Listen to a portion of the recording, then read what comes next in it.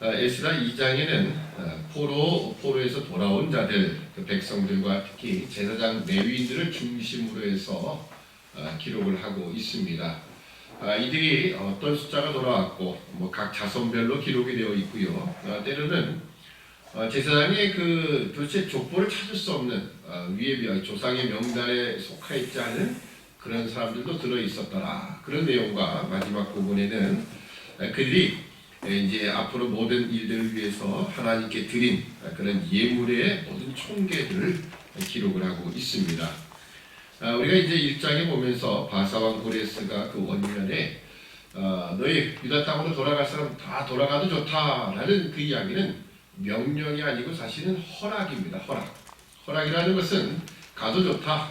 그것은 가고 싶은 사람, 또 갈 형편이 되는 사람, 그 중에서 가고 싶은 마음이 있는 사람은 다 돌아가도 좋다. 이런 내용이죠.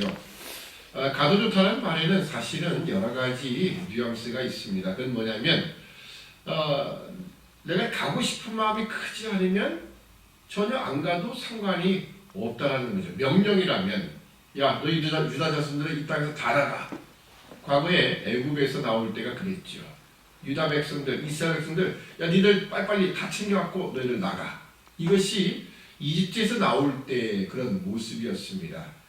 왜냐하면 이집트 바로 왕의 눈에는 이 이스라엘 백성들, 이 유태민족은 아주 가시거리와 같은 그런 눈의 가시와 같은 존재가 되어버렸거든요. 그러니까 빨리 쫓아내야 되는 그런 개념이었지만 이 바벨론에서 돌아오는 문제는 그렇지 않습니다. 바벨론 돌아오는 문제는 가도 좋고 안 가도 좋고 너희들이 알아서 결정해라 이런 부분입니다. 성경을 이제 바빌론과 그리고 애굽을 이렇게 비교해서 성경에서 이야기하는 그 부분이 조금 다른 부분이 있습니다. 그래서 출애굽이란 이집트라는 것은 우리가 예수를 믿기 이전의 세상이다 이렇게 보시면 되고요. 바벨론은 똑같은 이방 땅임에도 불구하고 똑같이 세상을 지칭되는 곳이지만 이 바벨론 땅이라고 하는 것은 신자가 된 이후의 세상입니다. 그러니까 똑같은 세상을 지칭한다 할지라도 이집트와 바벨론은 분명히 차이가 있는 신자가 되기 이전이냐 신자가 된 이후냐라고 하는 겁니다. 그런 면에서 우리가 이 바벨론에서의 돌아오는 이 삶, 이집트에서 나오는 것과 바벨론에서 나오는 것은 분명히 좀 차이가 있다는 것을 여러 군데서 발견할 수 있습니다. 그 중에 하나가 바로 오늘 본문 에스라에서 보여주는 이런 내용들입니다. 과거 이집트에 나올 때는 한 사람도 물론 이제 이스라엘 백성이 아닌 사람도 함께 나왔고요. 오늘도 보면 이 사람 출신이 어딘지 모르는 그런 사람들도 분명히 속해 있던 거 보면 다른 사람도 함께 나오는 것도 분명합니다. 그런데 과거 이집트에 나올 때는 한 명도 예외됨 없이 다 나가는 거예요. 그런데 오늘 바벨론은 어떻습니까? 돌아오는 숫자가 사실은 얼마 되지 않았다라는 것을 우리가 확인해 볼 수 있죠. 오늘 이 전체적인 그 숫자의 총계는 42,360명입니다. 42,360명. 총계를 다 더해보면 그렇게 나오고요. 이 숫자를 총 다 해서 확인해 볼 때에 과연 이스라엘 백성이 과거 그 바벨론 멸망했을 때 포로로 끌려간 숫자와 비교해 보면 왜냐면 그 땅에는 완전히 빈천한 자들, 지위도 없고 그리고 가난하고 자기 땅도 없는 사람들 그런 사람들만 남겨놓고 다 포로로 끌고 갔다고 했으니 그것도 포로가 4차에 걸쳐 된 겁니다. 그러니까 다 끌고 가는 거예요. 그러면서 돌아오는 자가 너무 작다라는 것을 우리가 알 수 있죠. 왜냐하면 보통 이스라엘 백성들 이집트에서 나갈 때 숫자가 200만에서 300만을 했고요. 그리고 광야 생활을 끝나도 거의 숫자는 비슷했습니다. 그런 면에서 또 그리고 후에 보면 이렇게 이스라엘이 통계를 낸 적이 있었죠. 인구조사를 한 적이 있었습니다. 그때 인구조사하면 또는 전쟁에 나갈 만한 자들을 계수해가지고 성경에 기록할 때가 있었는데요. 어떨 때는 138만이나 되는 그런 엄청난 숫자가 군대 숫자일 때도 있었어요. 그러니까 남자들, 군대에 나갈 만한 남자 숫자. 그 정도라면은 그 정도. 이집트에서 나갈 때 60만이 장정 숫자였다. 군대 나갈 만한 자였다. 그 중에 뭐 138만이 그 2배 이상이 늘었잖아요. 그러면 이스라엘의 인구수가 한 400만 이렇게 넘게 되는데 그 중에서 뭐 한 200만만 포로로 잡혀간다 했을지라도 돌아오는 숫자가 그 다음에 번성을 하고 또 이런 차원을 생각해 보면 너무나 작은 숫자다라는 것을 알 수가 있죠. 물론 이제 포로도 1차 기환, 2차 기환 이렇게 또 나누어져 있지만 우선 1차 기환 때 42,360명이 돌아오게 됩니다. 그리고 이 숫자 가운데 왜 이런 적은 숫자만 돌아올 수밖에 없었는가 제가 그래서 세 가지 이유를 달았습니다. 가나안 땅으로 돌아간다는 것, 자기 자신의 의지대로, 자유의지대로 돌아간다는 데는 여러 가지 많은 걸림돌들이 있었을 겁니다. 그 첫 번째가 뭐냐면 물질적인 희생을 각오할 수밖에 없다는 거죠. 왜냐하면 70년 생활이라는 것은요.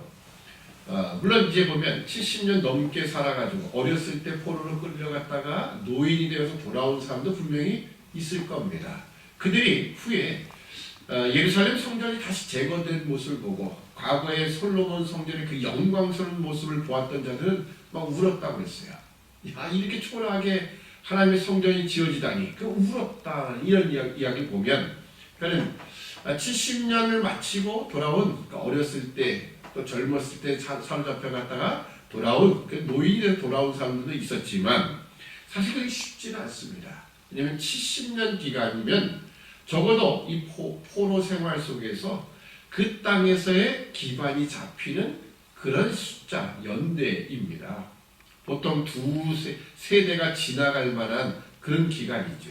그러니까 이 뿌리를 내리고 다 살고 있는 거예요. 이 포로라는 것이요. 물론 어떤 전쟁마다 또 민족마다 다르겠지만 이 당시만 해도 전쟁의 포로라고 하는 것은요.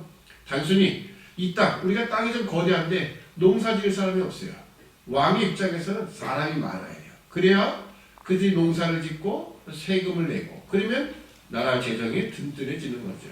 그런 면에서 어떻게 보면 백성은 내가 이쪽 땅에 살고 있다 저쪽 땅으로 옮겨가서 똑같이 살고 있는 것뿐이에요. 이쪽 땅에서는 이쪽 나라의 왕에게 세금을 바치는 것이고 저쪽에 가면 그 나라의 왕에게 바치는 것 이 정도 차이밖에 나질 않아요.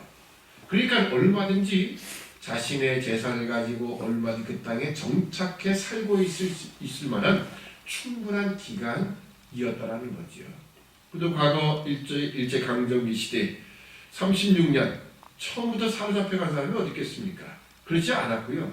후에 이 대동 전쟁 때문에 아마 이제 강제로 끌려가는 노역 때문에 끌려간 사람들, 그 사람들이 일본 땅에 살면서 거기서 뿌리를 내리게 되고 그러면서 다시 고국으로 돌아오지 못하고 사는 제일 동포들이 얼마나 많습니까? 그러니까 그만큼 그들이 자신의 삶의 터전을 포기한다는, 물질을 포기한다는 건 정말 어려운 일이었을 겁니다. 그러니까 돌아오는 사람들이 이 엄청난 물질의 희생을 치르고 가겠느냐라고 했을 때 상당수가 가지 않았다라고 하는 이야기입니다.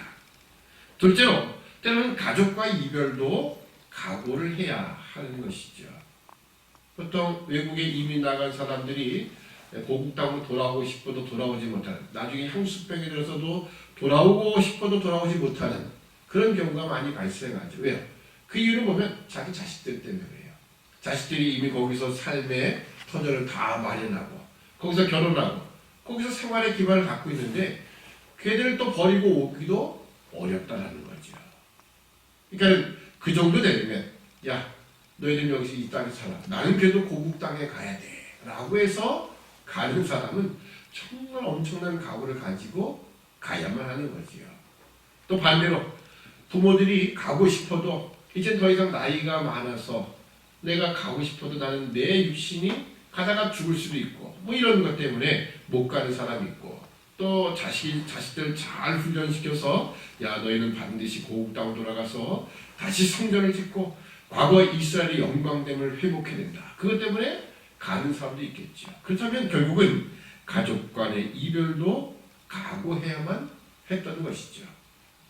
셋째로는 육신의 고생도 각오를 해야만 합니다. 왜냐하면 이 바벨론 수도를 기점으로 해서 이 팔레스타인까지만 생각해도 2,400km의 여정입니다.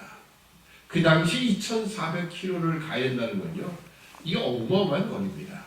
몇 달 걸려서 가되, 그것도 그냥 요즘처럼 뭐 쉽게 갈 수 있는 그런 방법이 아니라 엄청나게 뜨거운 이 햇빛과 많은 추위를 견디면서 가야 되는 길입니다. 자, 그것을 다 각오하며 간다라는 것. 그러니까 웬만한 희생 정신이 없으면 이게 갈 수 없는 길입니다. 그러니까 이들이 지금 숫자적으로 볼 때 너무나 작은 숫자가 돌아왔다는 겁니다. 그래서 이제 거기에 쭉 명단들을 기록하고 있는데, 때로는 어떤 가족을 이렇게 소개하는 경우도 있고요. 때로는 어떤 지명을 소개하는 경우도 있습니다. 그래서 아마도 이것은 오랫동안 살다 보니까 그것이 뭐 자기들끼리만 뭉쳐 사는 것도 아니고 뿔뿔이 흩어져 살기도 하고, 이런 것 때문에 자기 조상에 대한 어떤 정체성을 잃어버린 자들도 분명히 있었던 것 같아요. 그러니까 어렴풋이나마 나는 우리 조상들이 어디에 살고 있었는데 뭐 이런 것도 있을 거예요. 아니면 그 어떤 명단들을 쭉 확인해 보는 가운데 이 사람 조상의 명단이 이런 사람이 없더라, 뭐 그런 경우에는 대충 지역을 기록하지 않았는가, 그런 생각을 해봅니다. 자, 그래서 이제 그 여기 보면 1절부터 35절까지는 일반 백성들이라 한다면 36절에서 42절까지는 제사장과 레위인들의 명단입니다. 이 제사장과 레위인들의 명단을 보면 이들이 총 4,683명입니다. 왜냐하면 전체 42,000명이 넘는 이 인원 가운데 이 4,600이라는 것은 퍼센트적으로 11%를 차지합니다.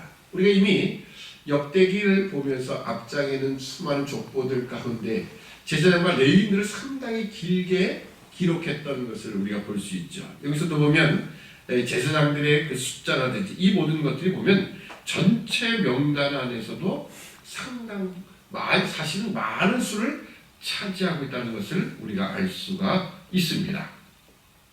자, 그럼 이 43절에 보면 느디님 사람, 이 제사장과 레위인들의 명단 가운데 이 느디님 사람이 소개가 되고 있습니다. 43절 보면 이 느디님 사람은 뭐냐면 제사장과 레위인들은 아니고요. 그 위에 이제 제사장 레위인들의 그 구분과 다르게 느디님 사람은요.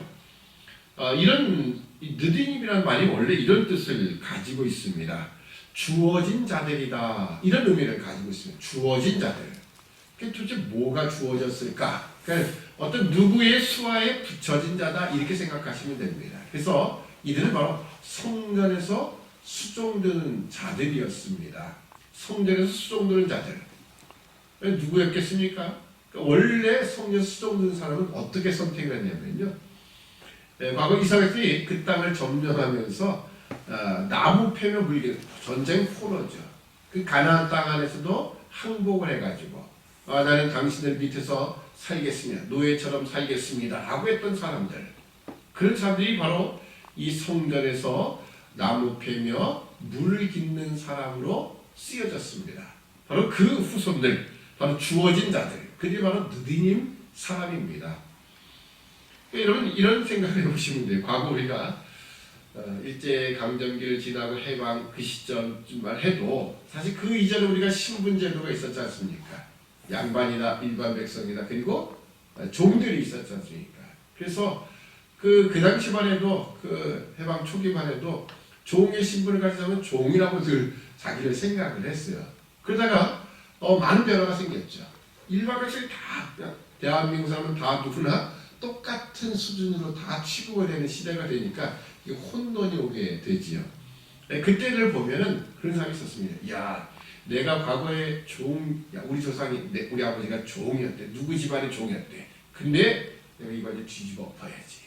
그래서 유교 당시 그런 일이 많았죠. 종들, 이런 노예, 그러니까 종처럼 살았던 사람들이, 그래서 지주들, 이런 사람들을 무참히 살해하는 이런 일들이 유교 당시에 있었던 것을 보면 그들이 얼마나 참 착취당하고 어렵게 살았는가, 그런 걸 좀 우리 이해할 필요도 있겠죠. 자, 근데 여기 느디님 사람은요, 사실 성전에서 종처럼 살아갔던 사람들이에요. 근데 이들이 돌아가자 돌아갔다라는 거예요. 이게 놀라운 이야기죠. 아니 과거 우리가 성전에서 종살이하던 그 조상들, 자기 부모들, 그 밑에 지금 태어난 사람들인데 이 사람들 돌아갈 이유가 뭐가 있겠어요? 가봤자 자신의 옛날의 신분인 야 얘들은 보니까 종들이었지. 그래 너희들 계속해서 성전에서 나무 패며 물기는 사람으로 살아라. 이럴 수도 있잖아요. 이 사람들 뭐가 좋다고 여길 돌아가겠습니까? 근데도 불구하고 이들이 돌아갔다는 건 참 놀라운 일이죠. 물론 마치 완전히 종처럼 부리는 거라기보다는 후에는 점점 가면서 성전에서 완전히 동화되어서 성전에서 봉사하고 섬기는 사람으로 아마 되었을 가능성이 있겠죠. 그러니까는 이들도 내가 비록 우리 출신이 성전에서 나무 패고 물기 있는 사람이라 할지라도 나는 가겠다라는 거예요. 참 대단한 기록입니다. 우리 같으면 과거 그런 신분을 가진 그런 후손들이다. 그러면 가서 또 해봤자 그런 일들일 터인데 그러면 가겠느냐? 라는 거죠. 차라리 여기에 남아있어서 이런 삶을 그냥 그대로 누리는 게 낫지 못하다 거기에 또 가겠느냐. 그렇지만 그들도 있었다라는 것을 여기에 보여주고 있습니다. 자, 그런데 이 마지막 귀한 자의 재산의 합계를 기록하고 64절부터 70절까지 기록을 하고 있는데요. 여기 보면 재산의 합계, 그 하나님 앞에 성전터에 이르러서 하나님의 전을 다시 건축하려고 예물을 드리게 됩니다. 거기 보면 단위수를 우리가 좀 지금은 어려운 단위에서 생각해 보면 현재 거로 금이 약 500kg 그리고 은이 약 3톤 정도 됩니다. 제사장이 옷은 100벌. 이 엄청난 양을 사실 드린 겁니다. 이런 양을 하나님께 드림을 통하여서 예루살렘 전을 다시 건축하려고 했다. 결국 우리가 이것을 좀 역추적해서 보면 이들이 돌아올 때에 물론 고레스 왕이 과거 느부갓네살이 예루살렘 성전에서 뺏어온 그 기명들을 다시 돌려주는 그런 일을 했고요. 그뿐만 아니라 이 바벨론 백성들이 함께 제물들을 내줬다는 기록이 이제 어제 있었지요. 그런 것처럼 이런 모든 것들을 어떻게 보면 성전을 건축하는 데 있어서 이방 백성의 이런 은금 기명들, 이런 제물들이 쓰여지고 있음을 우리가 알 수 있습니다. 과거도 그랬죠. 이집트에서 나올 때 이집트 백성들에게 가서 그냥 이것저것 다 구하는 거예요. 다 내줬습니다. 그거 갖고 뭘 만들었다고요? 성막을 만들었지요. 오늘도 보면 성전을 짓는데 이방 백성들이 함께 여기에 동조하고 있다라는 거예요. 그러니까 이런 모습을 보면 우리가 이 세상을 살아가는 이 세상 속에서 우리는 언제나 성전 건축이라는 것, 그 예배당 건물이 아니라 우리 영적 성전을 건축하기 위한 모든 재료들이 사실은 이 세상 사람들을 통해서라도 주어지고 있다는 거예요. 우리가 만들어내는 것도 있지만 이방 사람들이 함께 도움을 통하여서 그 모든 것들이 우리 영적 성전을 건축하는 일에 쓰여진다는 사실입니다.